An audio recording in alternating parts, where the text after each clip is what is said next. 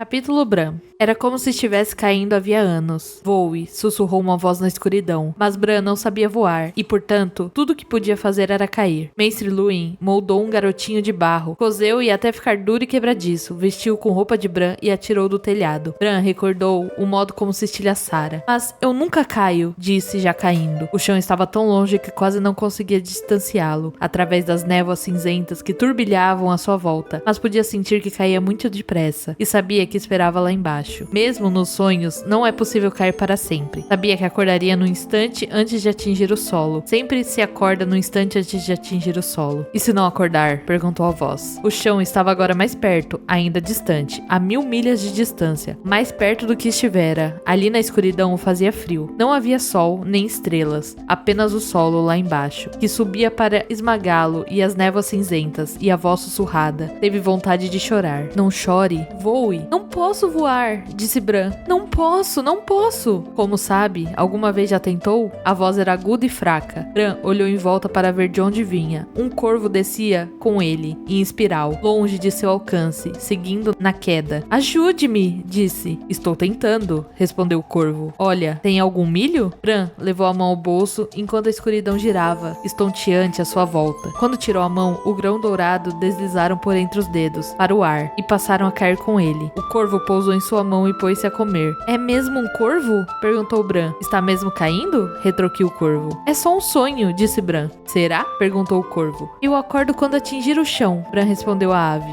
Você morre quando atingir o chão, disse o corvo. Pôs-se de novo a comer milho. Bran olhou para baixo. Conseguia agora distinguir montanhas, um pico branco de neve e as fitas prateadas dos rios em bosques escuros. Fechou os olhos e começou a chorar. Isso não serve para nada, disse o corvo. Já te disse, a resposta é voar, não chorar. Quão difícil pode ser? Eu estou voando. O corvo entregou-se ao ar e esvoaçou em torno da mão de Bran. Você tem asas, fez notar Bran. Talvez você também tenha. Bran apalpou os ombros à procura de penas. Há diferentes tipos de asa, disse o corvo. Bran olhava os braços e as pernas. Era tão magro, só pele, toda esticada para cima dos ossos. Teria sido sempre assim tão magro? Tentou se lembrar. Um rosto nadou até ele. Saiu da névoa cinzenta brilhando luminoso dourado. As coisas que eu faço por amor, disse o rosto. Bran gritou. O corvo levantou o voo, grasnando. Isso não! Guinchou para Bran. Esquece, não precisa disso agora. Ponha de lado. Faça-o desaparecer. Pousou no ombro de Bran, deu-lhe bicadas e o brilhante rosto dourado desapareceu. Bran estava caindo mais depressa do que nunca. As névoas cinzentas uivavam à sua volta, enquanto mergulhava para a terra embaixo. O que você está fazendo? Perguntou ao corvo choroso. Estou lhe ensinando a voar. Não posso voar. Está voando agora mesmo. Estou caindo. Todos os voos começam com uma queda, disse o corvo. Olhe para baixo. Tenho medo. Olhe para baixo. Bran olhou para baixo e sentiu as entranhas se transformarem em água. O chão corria agora em sua direção. O mundo inteiro espalhava-se por baixo dele. Uma tapeçaria de brancos, marrons e verdes. Via tudo com tanta clareza que, por um momento, se esqueceu de ter medo. Conseguia ver todo o reino, a toda a gente que nele havia. Viu Winterfell, como as águias o viam. As grandes torres que pareciam baixas e atarrancadas vistas de cima. A muralha do castelo, transformada em simples linha traçada na terra. Viu Mestre Luwin em sua varanda, estudando o céu através de um tubo de bronze polido e franzindo a testa quando tomava notas num livro. Viu o irmão Robb, mais alto e mais forte do que se lembrava, praticando esgrima no pátio com um aço verdadeiro nas mãos. Viu Hodor, o gigante simplório dos estábulos, transportando uma bigorna para a forja de Mikken, levando ao ombro com a mesma facilidade que outro homem levaria um fardo de palha. No coração do bosque sagrado, o grande represeiro branco pairava sobre um reflexo na Lagoa Negra, com as folhas a bater sobre o vento gelado. Quando sentiu que Bran o observava, ergueu os olhos das águas paradas e devolveu-lhe um olhar sábio. Olhou para leste e viu uma galé que se apressava através das águas do Dentada. Viu sua mãe, sentada sozinha, numa cabine, olhando para uma faca manchada de sangue pousada sobre a mesa à sua frente, enquanto os remadores puxavam pelo remo e Ser Rodrik se dobrava para uma murada, tremendo com convulsões. Erguia-se uma tempestade à frente do barco, um vasto brandido escuro flagelado por relâmpagos,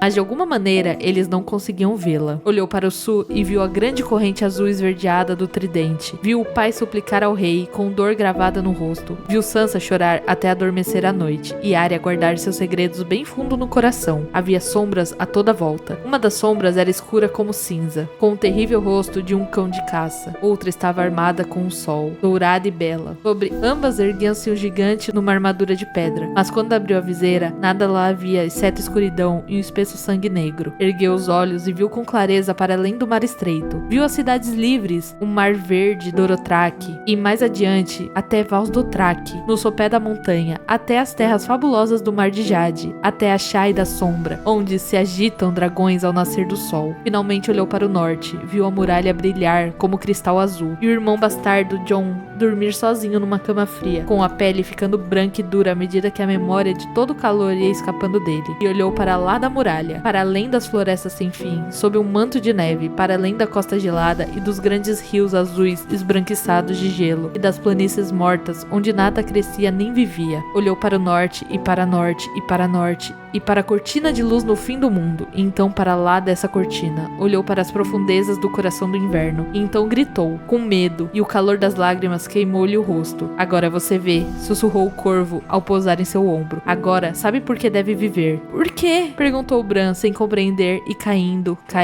Porque o inverno está chegando. Bran olhou para o corvo em seu ombro. O corvo devolveu-lhe o olhar. Possuía 3 olhos, e o terceiro estava cheio de uma terrível sabedoria. Bran olhou para baixo. Agora, nada havia abaixo dele, além de neve, frio e morte. Mas vazio gelado, onde agulhas dentadas de gelo azul esbranquiçado esperavam para abraçá-lo. Voavam em sua direção como lanças. Viu os ossos de 1000 outros soldados empalados em suas pontas. Sentiu um medo desesperador. Pode um homem continuar a ser valente se tiver medo? Ouviu sua voz dizer, uma voz pequena e distante. E a voz de seu pai lhe respondeu, essa é a única maneira de um homem ser valente. E agora, Bran? Insistiu o corvo. Olhe, voe ou morra. A morte estendeu as mãos para ele, gritando. Bran abriu os braços e voou. Asas invisíveis beberam vento e encheram-lhe e o empurraram para cima. As terríveis agulhas de gelo afastaram-se lá embaixo. O céu abriu-se lá em cima. Bran pairou. Era melhor que escalar. Era melhor que qualquer outra coisa. O mundo encolheu por baixo dele. Estou voando! Gritou, delicado. Já percebi, disse o corvo de 3 olhos. Levantou o voo, batendo as asas contra o rosto de Bran. Reduzir-lhe a velocidade cegando. O garoto hesitou no ar quando as asas da ave bateram em seu rosto. O bico do corvo apunhalou ferozmente e Bran sentiu uma súbita dor cegante no meio da testa entre os olhos. O que está fazendo? Guinchou. O corvo abriu o bico e grasnou. Um estridente grito de medo, e as névoas cinzentas estremeceram, rodopiaram à sua volta e rasgaram-se como véu. E ele viu que o corvo era na realidade uma mulher, uma criada com longos cabelos negros. E ele a conhecia de algum lugar, de Winterfell. Sim, era isso. Agora se lembrava dela, e então compreendeu que estava em Winterfell, numa cama, num quarto gelado qualquer, numa torre, e a mulher de cabelos negros deixara uma bacia de água estilhaçar-se no chão e corria pelos degraus abaixo gritando, ele está acordando, ele está acordando, está acordando. Bran levou a mão à testa, entre os olhos.